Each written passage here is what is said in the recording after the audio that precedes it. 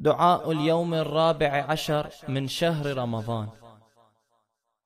بسم الله الرحمن الرحيم.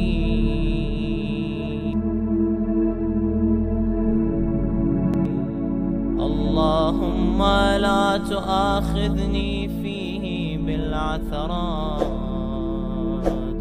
وأقلني فيه من الخطايا والهفوات،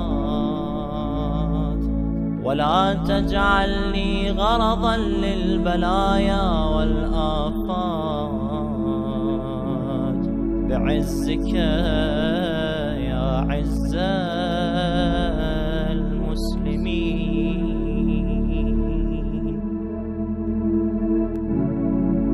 ऐ अल्लाह, आज के दिन मेरी लग़ज़शों का मुझसे मुआख़ज़ा न फरमा और मेरी खताओं और गलतियों के उज़्र को कबूल कर ले और मुझको बला व आफत के तीर का निशाना न बनाना अपनी इज्जत के वास्ते से।